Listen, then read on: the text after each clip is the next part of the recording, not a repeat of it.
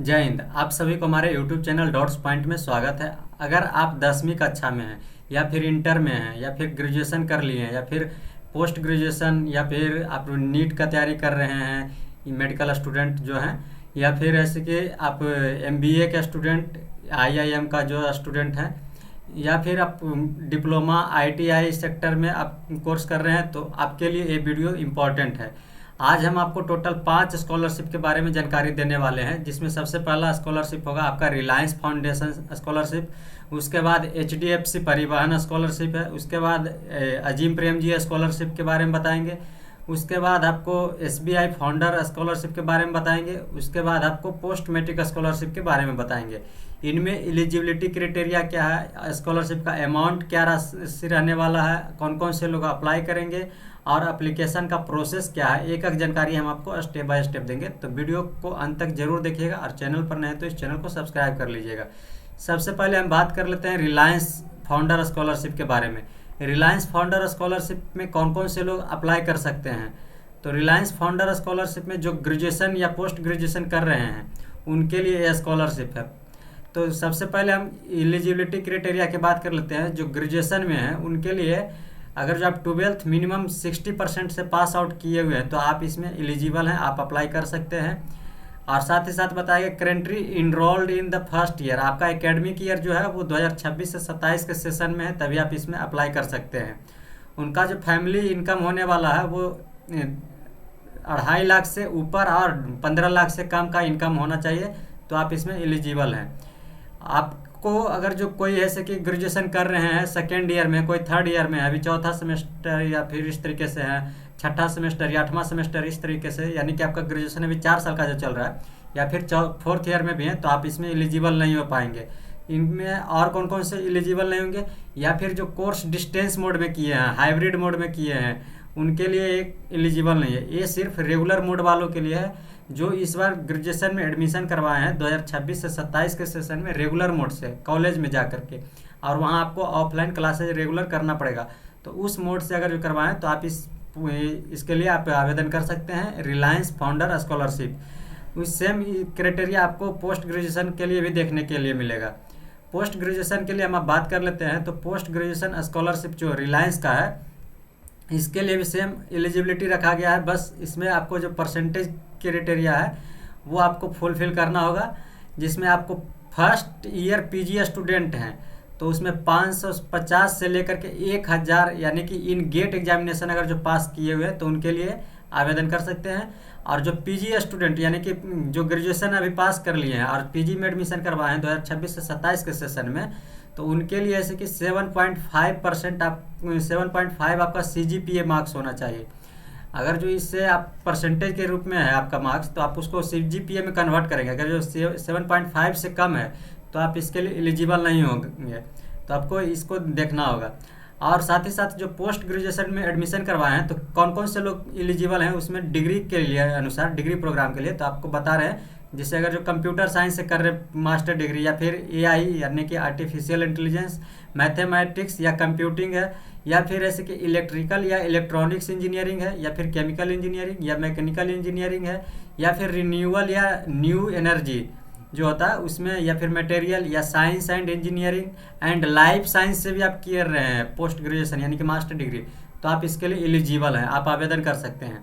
Same criteria जैसे इसमें कौन कौन से एलिजिबल नहीं है, जैसे आप सेकेंड ईयर में PG में हैं तो आप इसके लिए एलिजिबल नहीं होंगे। जो इस बार एडमिशन करवाए हैं ना 2026 के सेशन में, वही लोग सिर्फ इसमें एलिजिबल होंगे।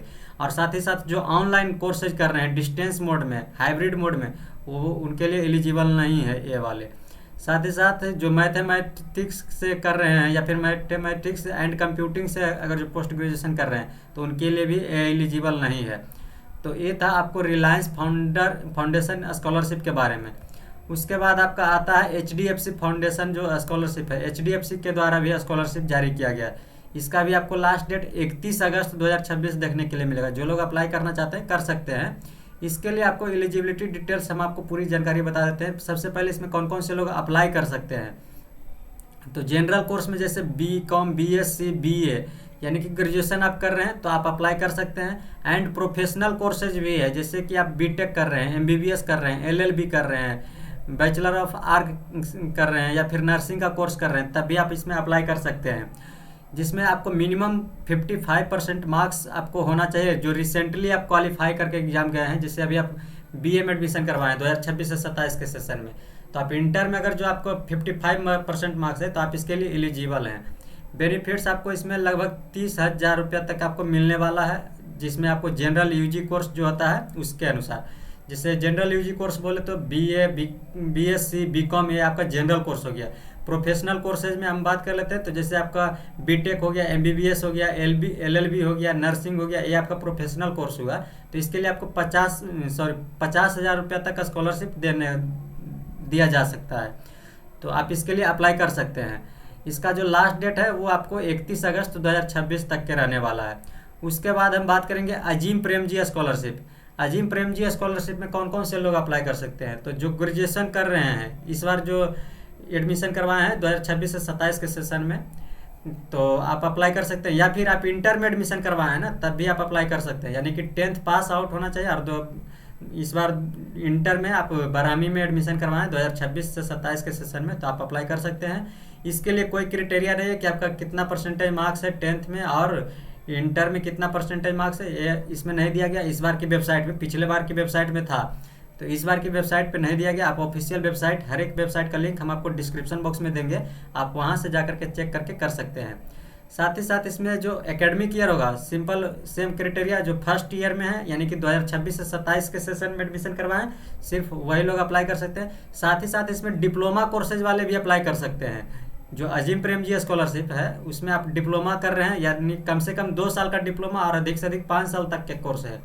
तो अगर जो आप उसमें अप्लाई कर रहे हैं तो एक कोर्स का जो ड्यूरेशन है 2 साल मिनिमम और मैक्सिमम 5 ईयर तक का होना चाहिए, तभी आप अप्लाई कर सकते हैं। किसी भी प्राइवेट कॉलेज या यूनिवर्सिटी से कर रहे हैं तो आप इसमें एलिजिबल हैं। इसके लिए आपको जो बोनाफाइड और मैट्रिक का मार्कशीट, इंटर का मार्कशीट, आधार कार्ड और फोटो, सिग्नेचर और बोनाफाइड सर्टिफिकेट और एकेडमिक प्रूफ, आपको ये सब डिटेल्स अपलोड करना होगा वेबसाइट पे। वेबसाइट का लिंक हम आपको डिस्क्रिप्शन बॉक्स में दे देंगे, वहाँ से आप चेक कर सकते हैं। साथ ही साथ हम प्रॉपर वीडियो भी बना चुके हैं अजीम प्रेमजी स्कॉलरशिप पर, आप वहाँ से जा करके भी देख सकते हैं, लिंक हम आपको डिस्क्रिप्शन बॉक्स में देंगे।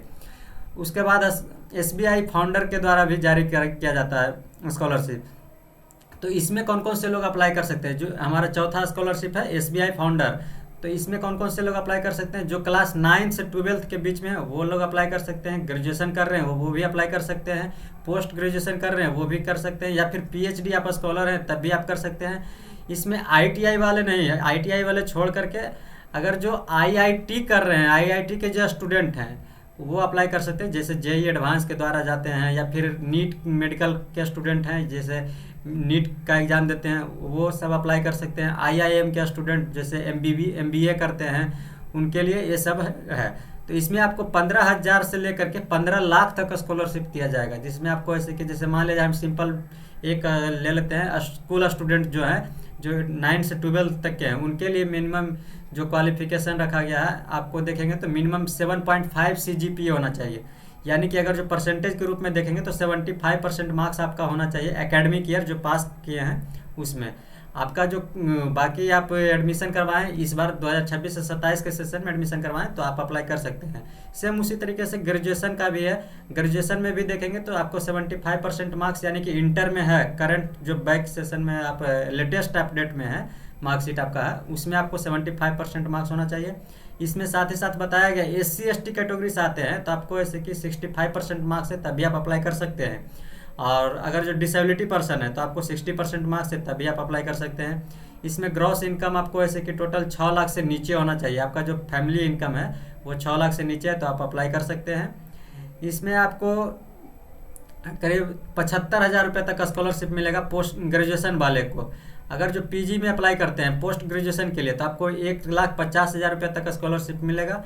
अगर जो मेडिकल स्टूडेंट हैं यानी कि नीट का है या MBBS कर रहे हैं तो आपको 2 लाख रुपये तक स्कॉलरशिप मिलेगा। अगर जो IIT स्टूडेंट है JEE एडवांस वाले तो उनको आप 2 लाख रुपये तक स्कॉलरशिप मिलेगा। IIM के स्टूडेंट जो हैं MBA यानी कि कैट का एग्ज़ाम दे करके जाते हैं, इंट्रेंस एग्ज़ाम, तो उनके लिए आपको 5 लाख तक का स्कॉलरशिप मिलेगा। ओवरसीज स्टडीज यानी कि जो पीएचडी वगैरह होल्डर हैं तो उनके लिए आपको 15 लाख तक का स्कॉलरशिप देखने के लिए मिलेगा। सेम क्राइटेरिया, आपको 7.5 सीजीपीए मार्क्स होना चाहिए, 50 यानी कि 75% मार्क्स। एससी एसटी कैटेगरी से आते हैं तो 65% मार्क्स होना चाहिए। अगर जो डिसेबिलिटी पर्सन से आते हैं तो आपको 60% मार्क्स होना चाहिए।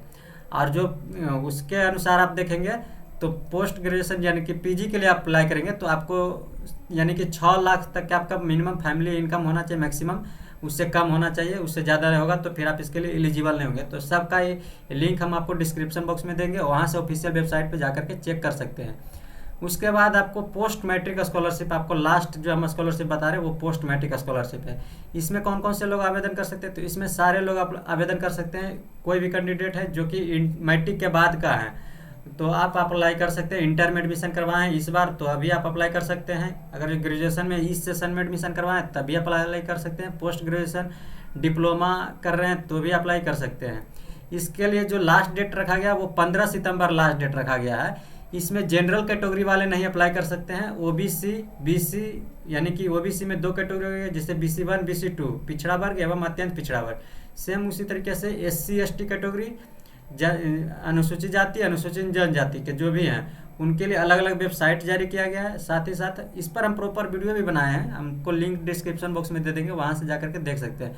तो 2026 से 27 के सेशन में जितने लोग भी एडमिशन करवाएं वो अप्लाई कर सकते हैं। अब बात रहा कि क्या आपको ऐसे कि बोनाफाइड जब कॉलेज से बनवाते हैं, स्कूल से बनवाते हैं तो आपको एक बोनाफाइड मिलता है, आप एक स्कॉलरशिप अप्लाई कर सकते हैं। यहाँ हम आपको टोटल 5 स्कॉलरशिप बताए हैं। क्या आप 5 स्कॉलरशिप अप्लाई कर सकते हैं एक बोनाफाइड से? तो हाँ, बिल्कुल कर सकते हैं। आपको जितना भी 5 स्कॉलरशिप बताया गया है सारा में स्कैन कॉपी लगेगा। आप अपने स्कूल से, कॉलेज से, जहाँ से भी आप बोनाफाइड बना रहे हैं, जिस कॉलेज में कर रहे हैं, एकेडमिक ईयर में एडमिशन करवाए हैं, वहाँ से आप बनाएंगे बोनाफाइड सर्टिफिकेट और उसको स्कैन करके रख लेंगे और वही स्कैन कॉपी आप सारे स्कॉलरशिप में अप्लाई करेंगे। तभी ऐसे कि आप अगर चाहेंगे 5 स्कॉलरशिप का लाभ लेना तो 5 स्कॉलरशिप का आप लाभ ले सकते हैं बिल्कुल आसानी से। तो ये आपको ध्यान देना है। आपका ये पोस्ट मैट्रिक स्कॉलरशिप का जो लास्ट डेट है वो 15 सितंबर 2026 तक रहने वाला है। तो जो लोग इसमें अप्लाई करना चाहते हैं, पार्टिसिपेट करना चाहते हैं, वो बिल्कुल कीजिए। और कुछ वीडियो हम आपको डिस्क्रिप्शन बॉक्स में दे देंगे, वहाँ से आप जा कर के देख सकते हैं। तो ये हम आपको टोटल 5 इंपॉर्टेंट स्कॉलरशिप का स्कीम हम लेकर के आए थे। लेकिन आप इसमें हर स्टूडेंट के लिए अलग अलग एलिजिबिलिटी है, आप इस बात को ध्यान दीजिएगा। और अप्लाई करने से पहले एक बार पोर्टल पे विजिट करके वेबसाइट पे ज़रूर चेक कीजिएगा। तो इसलिए ऐसे कि ऑफिशियल नोटिफिकेशन भी देखना बहुत ज़रूरी है। तो आपको ये जानकारी कैसा लगा आप अपने कमेंट बॉक्स में अपनी राय जरूर दीजिएगा। और चैनल पर नए तो इस चैनल को सब्सक्राइब कीजिएगा और लाइक करके अपने दोस्तों को शेयर कीजिएगा। फिर मिलते हैं नेक्स्ट वीडियो में। जय हिंद।